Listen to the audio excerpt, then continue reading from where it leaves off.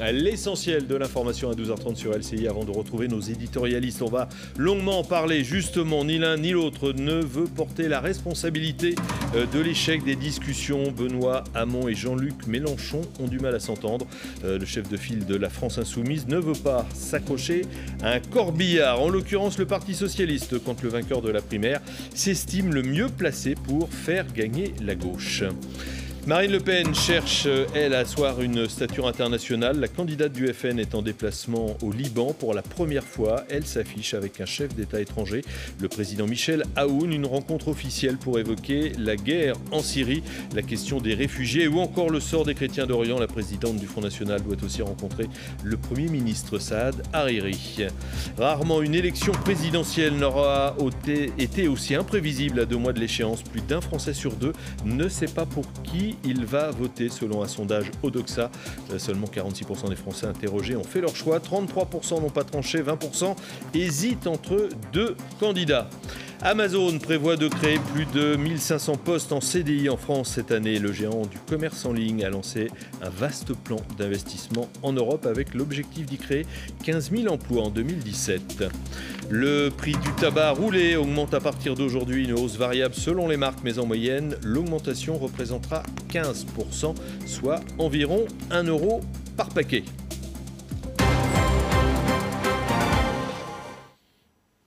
À 62 jours de la présidentielle, rarement un scrutin n'aura été aussi ouvert. On vient d'en parler il y a quelques instants. On commentera d'ailleurs ce sondage tout à l'heure. Et pour commenter les derniers tourments de l'actualité, aujourd'hui, Elisabeth Lévy de Causeur et Michel Soudet de Politis. Bonjour à vous deux. Avant de faire le point sur l'état de la gauche en ce lundi midi, le voyage de Marine Le Pen au Liban et le trou d'air d'Emmanuel Macron, parmi les petites histoires qui nous sont parvenues et qui ont retenu notre attention, il y a cette enchère assez surprenante. Le téléphone rouge d'Adolf Hitler a été vendu 243 000 $. On ne connaît pas l'identité de l'acquéreur. Ce téléphone est présenté par les historiens comme l'arme la plus destructrice de l'histoire. Il a été récupéré par les soviétiques dans son bunker à Berlin en mai 1945 avant d'être offert à un officier britannique. Son fils le conservait depuis 70 ans. Voilà pour cette histoire. Ça vous inspire un commentaire, Elisabeth Lévy ? Oui, ça m'inspire un petit commentaire. C'est que ce week-end, on a ressorti des tweets datant de 2014, d'avant les attentats tout de même, de Mehdi Machlet, qui sort un des 2 kids, vous savez, qui sort aujourd'hui un livre. Et alors, ces tweets prétendument ironiques, c'est ah ouais, vivement qu'Hitler retienne pour tuer des tas de juifs. Alors, il aime beaucoup Hitler. Ces tweets reviennent beaucoup sur Hitler. Il paraît que c'était ironique. Ce qui me fait marrer, c'est que ce même Mehdi a été sacré par les Arabes, par le monde, comme la fine fleur de la nouvelle culture et de la nouvelle jeunesse. Franchement, c'est-à-dire quand on les voit, je veux dire, moi, quand on les voit, je ne crois pas du tout à l'intention ironique et surtout, ça n'est absolument pas drôle. C'est vraiment, on devrait vraiment se poser quelques questions, non pas seulement sur ce cinglé qui a acheté le téléphone d'Hitler, mais sur ce qui se passe chez nous. Le problème n'est pas que le cinglé, le problème c'est le monde dans lequel on vit où tout se vend, tout s'achète sans morale, sans illustration. C'est aussi vrai. Bon, on va en parler dans quelques instants. On va revenir, nous, à ce mois de février 2017. Les choses se précisent et on pourrait ajouter, semble se compliquer, à gauche. Pourrait-il y avoir une candidature unique ? La tendance penche pour le non. Si le duo Hamon-Jadot paraît fonctionner, le duo Hamon-Mélenchon craque de toutes parts. On va retrouver Amélie Carrouer devant le QG de Benoît Hamon. Amélie, est-ce que toutes les portes sont définitivement fermées ? S'ils sont peut-être nombreux à penser ici que la rupture, elle est actée, consommée avec Jean-Luc Mélenchon, vous ne trouverez personne pour le dire, et cela pour de nombreuses raisons. La première, c'est que Benoît Hamon, il veut incarner le rassembleur, et donc Jean-Luc Mélenchon passerait pour le diviseur. Et puis ce n'est pas tout. Benoît Hamon, s'il ne désespère pas de parler aux électeurs de Jean-Luc Mélenchon dans les prochaines semaines, il veut donc continuer à leur parler sans être trop dur dans les propos.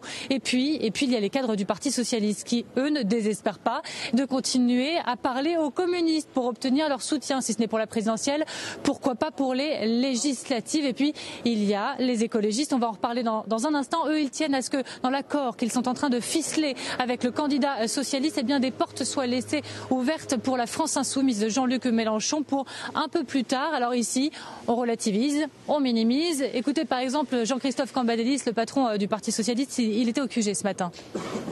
Jean-Luc Mélenchon est parfois excessif, puis il le regrette après. Bon, donc là, il n'est pas d'accord avec les formulations du Rassemblement, il est dans la délimitation. Mais au fond, s'il voit le paysage politique tel qu'il est aujourd'hui, seul il ne peut pas y arriver.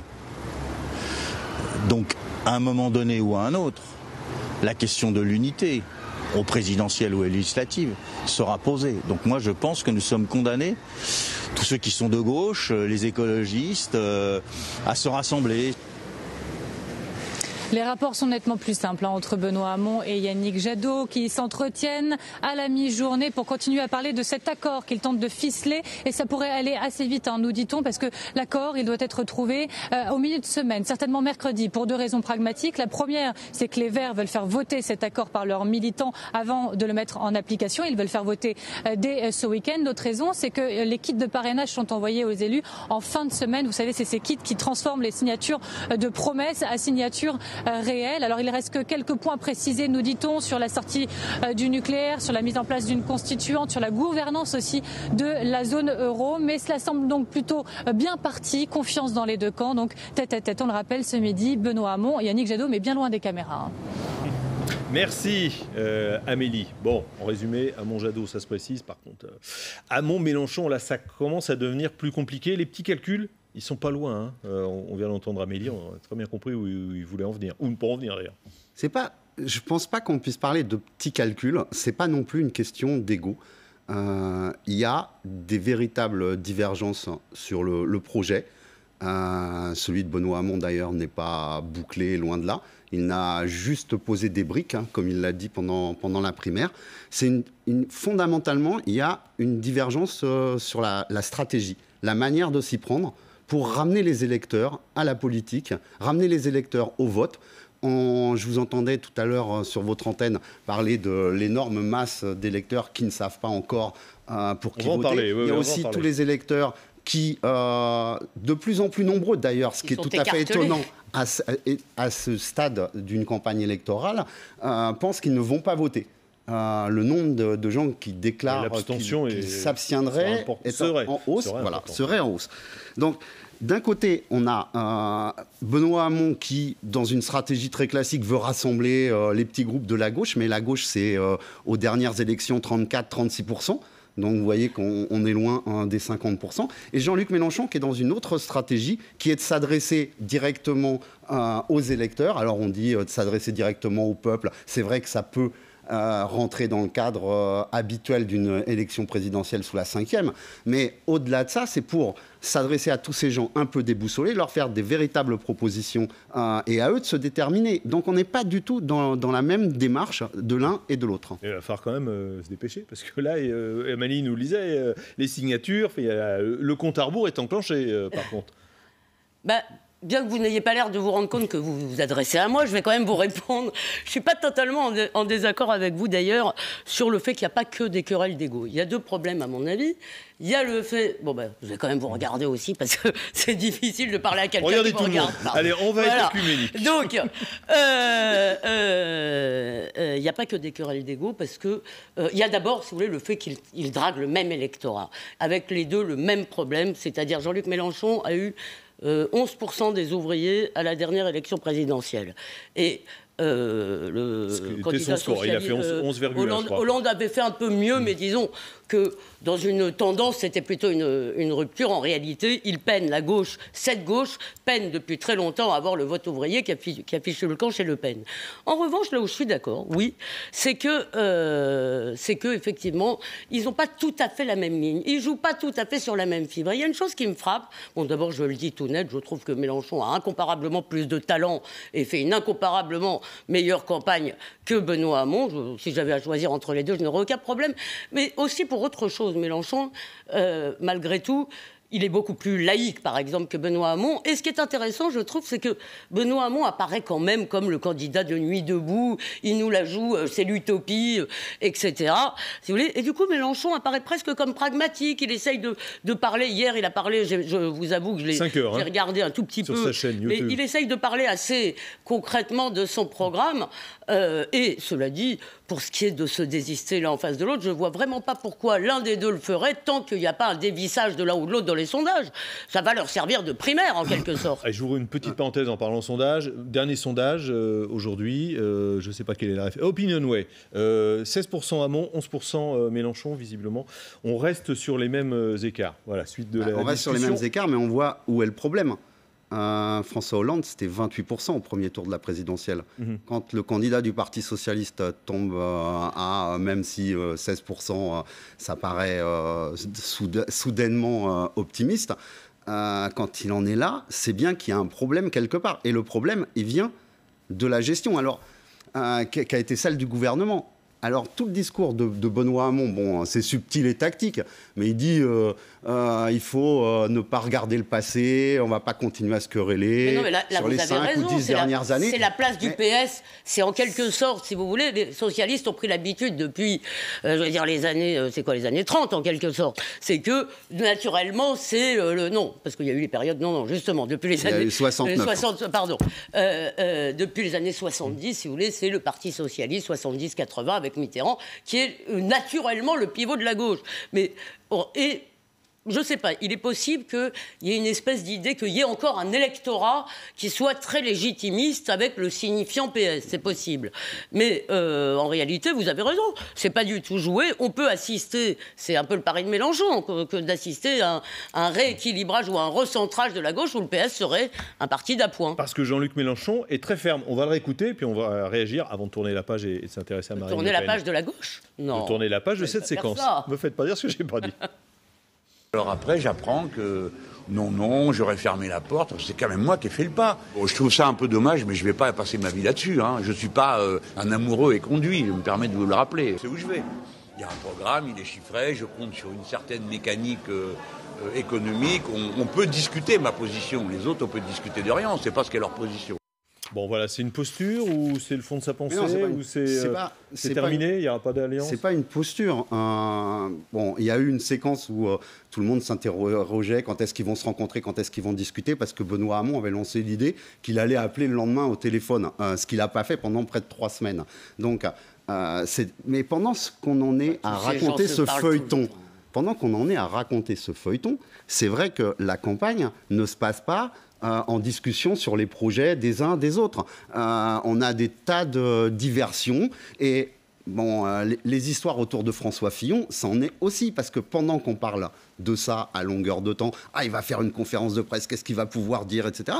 On ne parle pas de son projet. Et son projet, il a été oublié dans l'affaire. Allez, avant de s'intéresser à Marine Le Pen. Là-dessus, c'est tout à fait vrai. Si les journalistes avaient dit autre chose depuis 3 semaines, qu'il doit partir et s'énerver parce que François Fillon ne leur obéit pas, peut-être on aurait parlé un tout petit peu d'autre chose. Non, mais la blague, là où ce qui est une posture, encore une fois, je ne crois pas que leur différence soit une posture. Ce qui est une posture, c'est la faute de l'autre, c'est lui qui a rompu. Il n'y a jamais eu... D'abord, je pense qu'ils se parlent, les entourages se parlent tout à fait normalement. Et par ailleurs, il n'y a jamais eu, à mon avis, de l'intention de l'un ou de l'autre de se désister. Donc, si vous voulez, ce serait un sacrifice énorme pour l'un comme pour l'autre. Maintenant, il faut aussi... Moi, je le comprends très bien. Je comprends très bien que Hamon, qui a été élu à la primaire, il n'est pas en vie. Et Mélenchon, il construit quand même...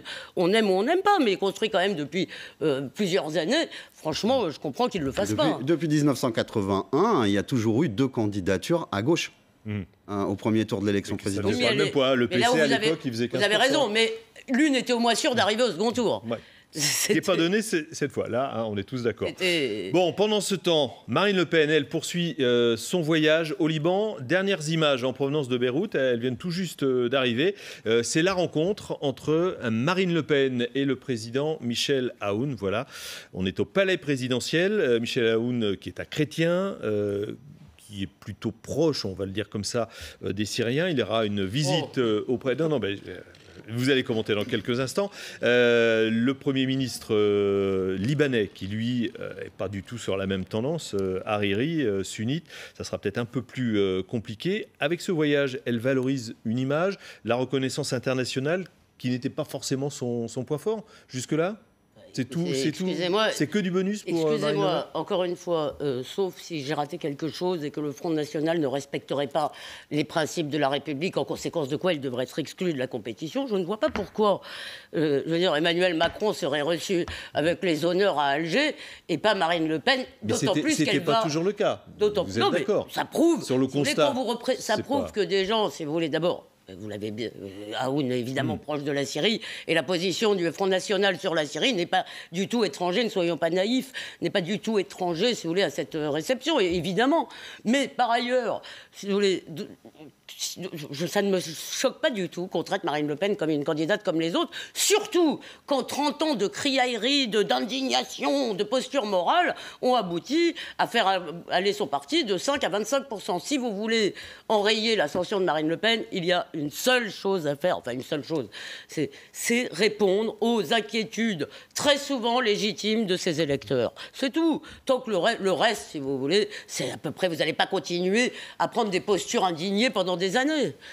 Alors, sur Marine Le Pen, elle n'a pas été là-bas pour draguer les 17 000 électeurs inscrits qui sont enregistrés français à l'ambassade de France du Liban. Macron non plus.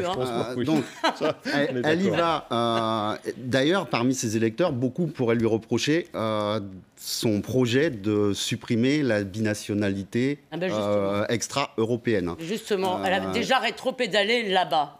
Pardon. Mais elle y va effectivement pour l'image internationale.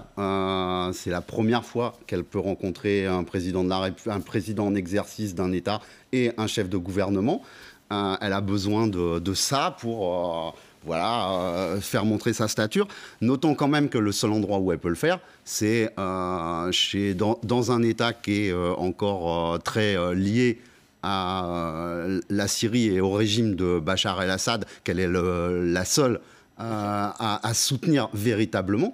Elle estime et elle ne va pas manquer là-bas de faire part de sa solution qui est de faire rentrer Bachar el-Assad dans le jeu pour arriver à en finir avec Daesh. Donc voilà. Bien sûr, non, mais il n'y a pas. Juste un mot, c'est intéressant parce que précisément, c'est marrant, j'étais très étonnée qu'à la télé, Léa Salamé a posé à Marine Le Pen sur la binationalité la question des Juifs français, qui, à ma connaissance, n'ont pas de problème en tant que tel. Mais passons.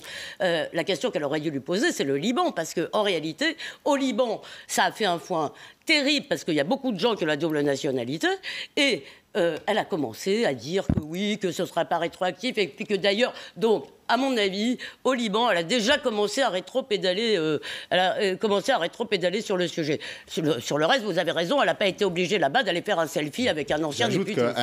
Les liens, enfin, le Front National a un peu changé de position en allant au Liban là, parce que dans le passé, il y a toujours eu des liens, mais les liens étaient plutôt avec des phalangistes qui étaient contre la présence syrienne. Oui, c'est très compliqué. Enfin, la politique libanaise, on le sait, depuis les années 70-80, effectivement, c'est du triple, du l'Orient quadruple. compliqué, ça date de bien avant, vous savez. Un petit mot avant de s'occuper de s'intéresser plutôt à Emmanuel Macron. Je vous parlais de ce sondage Opinionway. Il y a peut-être quelque chose d'intéressant, c'est le deuxième tour. Le Pen-Macron et Le Pen-Fillon, il y a un resserrement 58-42 en cas de duel Macron-Le Pen, 57-43 en cas de duel Fillon-Le Pen. Il faut faire attention. Alors, il faut vraiment. Alors, sondage, on a appris à s'en méfier, d'accord. Il faut surtout faire attention parce qu'il y a une enquête qui est sortie, qui a été beaucoup commentée, qui dit qu'une très grande partie, je ne vais même pas donner les chiffres, des électeurs n'ont pas fait leur choix. Or, 50% à peu près, on en parlait tout à l'heure. Ceux de Le Pen. En revanche, si vous voulez, donc tous les autres, en quelque sorte, dans les sondages, ils ont des réserves avec les autres, parce que ça peut basculer de Macron à Fillon, de Fillon à machin. En réalité, Marine Le Pen, à mon avis, a déjà fait presque le plein de son électorat, enfin, en tous les cas, plus que les autres. Mais cependant... C'est le deuxième tour, hein. Attention. Pour le premier, on peut suivre votre raisonnement, mais le deuxième, c'est différent.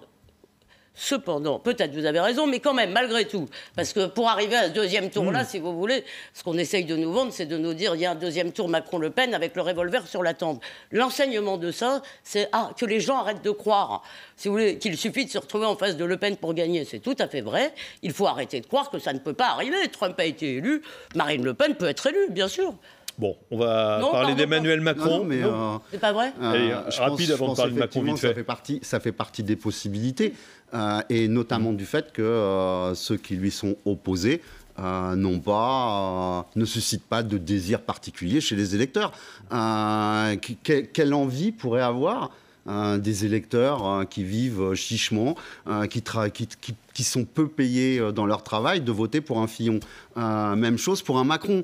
Et surtout à qui on dit, si vous voulez, que la France n'existe pas, qu'il n'y a pas de culture française, etc. Ça, je vous dis tout de suite. Je veux dire, je suis désolé de vous dire que dans le vote ouvrier, ça pèse beaucoup. Un mot rapide sur Emmanuel Macron qui traverse une passe difficile. Ce week-end, il a répondu aux accusations de contradiction dans ses propositions. Il y a Éric Woerth qui, ce matin, parlait d'un télévangéliste. Qu'est-ce que vous pensez de cette comparaison ? Elle n'est pas tout à fait exagérée quand on assiste au meeting d'Emmanuel Macron. Et notamment quand on observe comment la mise en scène, le fait qu'on voit qu'il y a une team ambiance, des gens qui viennent en avance, à qui on donne des consignes. Ce sont eux qui par fournissent télégramme, les images. Hein. Ce sont eux à qui on donne des consignes via l'application Telegram quand il faut applaudir. Qu'est-ce qu'il faut donner comme slogan? Mais si, et nous l'avons, enfin, j'ai trouvé une vidéo extrêmement très explicite sur la question. Cette vidéo, elle est sur le site de Politis, c'est moi qui l'ai mise. Au début, elle avait 6000 vues, maintenant elle en est à plus de 200 000, largement. Je vais aller la regarder. C'est absolument stupéfiant. D'ailleurs, on avait des claques dans les meetings. Avec Macron, on est passé à autre chose. C'est encore plus calibré pour des émissions de télé, parce que c'est vrai que c'est eux qui font les images. Honnêtement, je vais aller voir immédiatement votre vidéo. Ah bah, dites donc. Bah non, mais bon, là, il y a quelque chose qui ne va pas, c'est qu'on est un peu d'accord sur Macron. Bah oui. Je ne vais faire que renchérir. Non, mais si vous voulez, évidemment, Macron nous explique que le programme, c'est lui, c'est sa personne. Sauf que dès qu'il parle, évidemment, on voit bien que c'est une cuillère pour la droite, une cuillère pour la gauche. Un coup, je câline les gens de la manif pour tous. Un coup, la manif pour tous. Le lendemain, PMA pour tous. Est capable de faire des erreurs historiques absolument stupéfiantes. Et franchement, sa sortie sur la colonisation, c'est dingue. Il a quand même été dire à Lyon que la loi de 1905 avait été votée par des hommes et des femmes. De tout. Vous savez, toute la Kabylie, et pour les crimes contre l'humanité, une phrase, toute la Kabylie a été élevée par les Pères Blancs. Et les moines de Tibérine, ce n'était pas des crimes contre l'humanité, là. Alors, merci à vous deux. Je suis obligé de vous couper, parce qu'on pourrait continuer des heures. C'est passionnant. Mais on arrive à 13h, donc on va faire un journal. Juste avant, ce sera la météo de Karine Fauvet.